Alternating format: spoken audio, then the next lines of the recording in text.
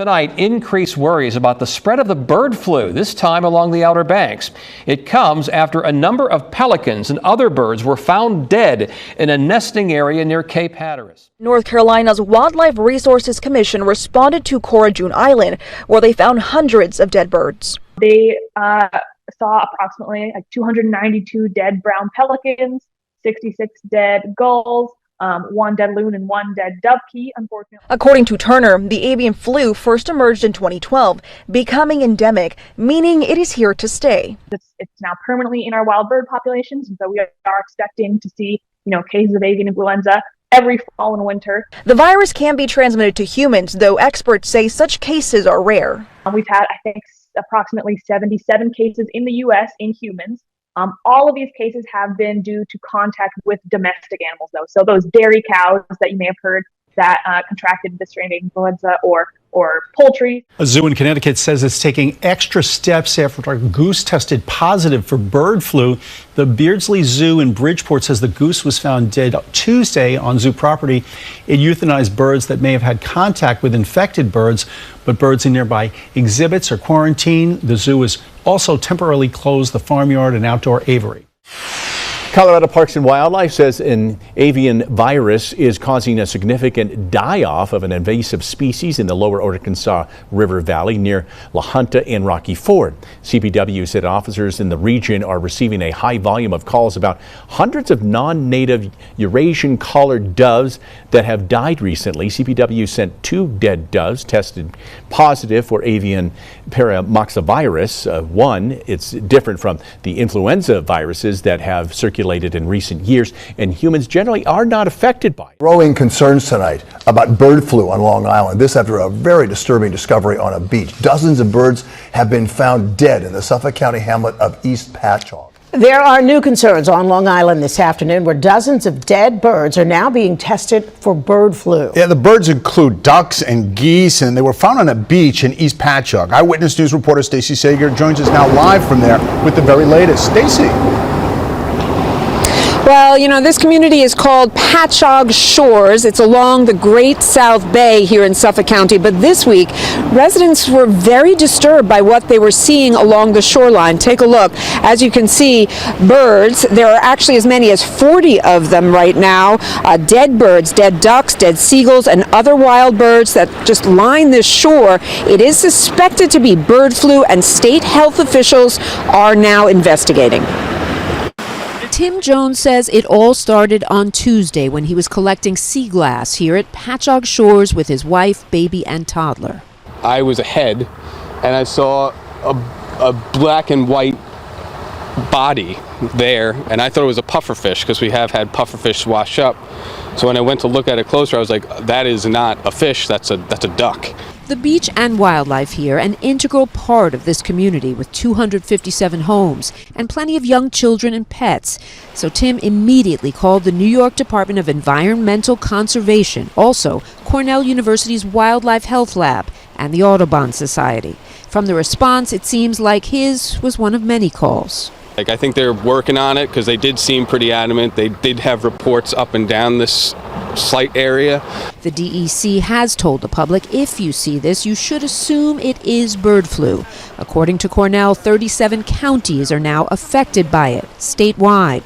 One of the other major cases just last month, affecting more than 100,000 ducks at the Crescent Duck Farm out in Aquabog. All of them had to be killed. As for this location, Tim also taking video of a duck that was alive this week, but it seemed unwell. This another precaution to residents about what to look for. It was swimming in circles, like tight circles, and its head was still twitching. That was actually very sad to see because I don't want to see any animal in pain, and there's nothing, they don't know what's going on. But once again, a major investigation underway here. The DEC telling residents to assume it is bird flu because bird flu has been detected in the past in this area. Dead birds have been found at yet another Massachusetts pond, and officials are looking into the possibility that bird flu is to blame.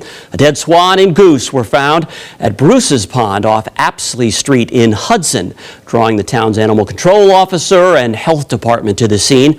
At this point, they're simply asking residents residents to steer clear of any dead or sick birds they may come across, but the town does want people to notify them about any such discovery.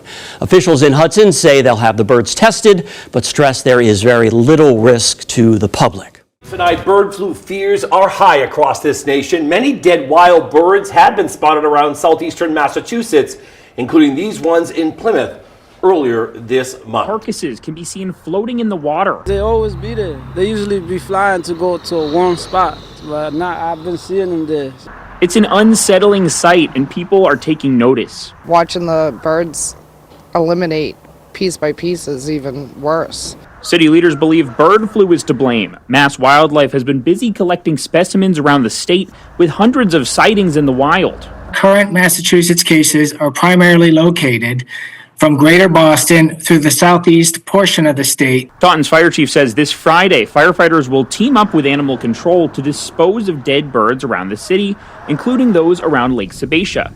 State health officials stress right now your chance of contracting the virus is low. Thanks for joining us. Bill is off tonight. A disturbing discovery about 90 dead ducks this morning in Little Chute as the Department of Natural Resources testing for bird flu. There were several reports that there were some dead ducks in our Buchanan storm pond. A rare and disturbing scene Wednesday morning on the northeast side of Little Chute. The DNR pulling 90 ducks from a storm pond. We took their advice and they said that we could clean up the ducks out of the pond. So our guys went in the pond with their waders on, pulled all the ducks out. Kent Taylor says there is no danger to the public at this time, but it begs the question. Is it pollution?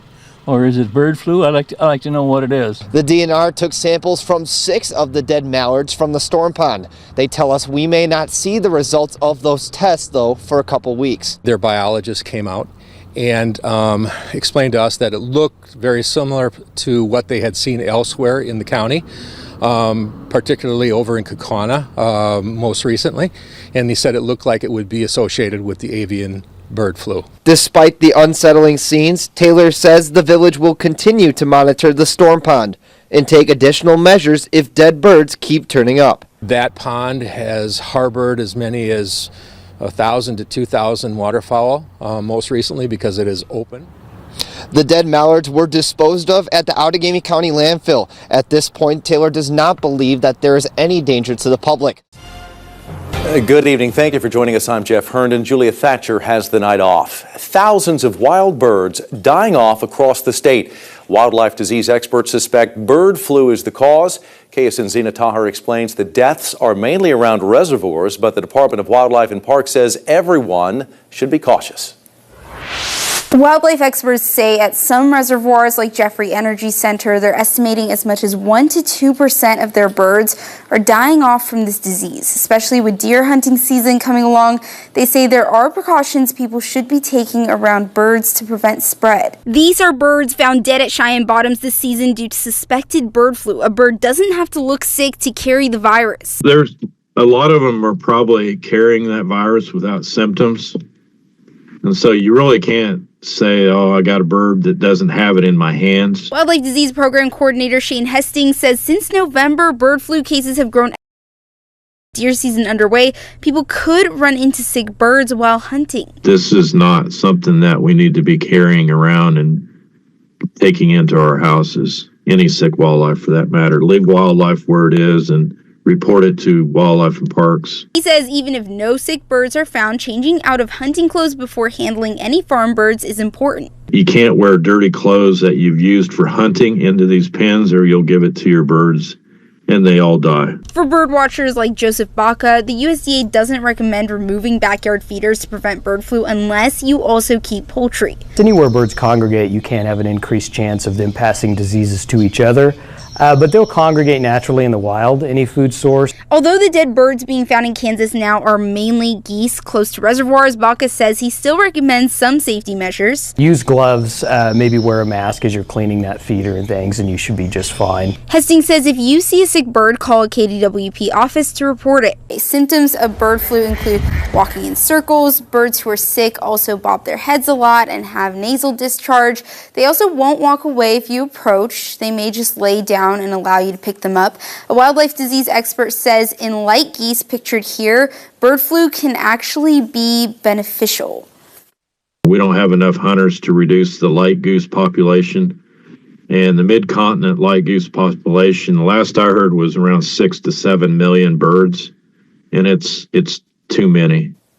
He says there are too many light geese for this habitat, and they've somewhat destroyed nesting grounds because of overpopulation. He says bird flu can spread to mammals, but mainly to juveniles who eat the sick birds. Hesting says birds have grown more immune since the disease first popped up in the United States 4 years ago. He says there will likely be a vaccination for farm chickens soon. After concerns that families with young children could access what appears to be as many as 40 infected birds, which haven't been removed. Where this becomes more of a problem is, say someone finds a dead bird on their property and goes to remove it with their bare hands.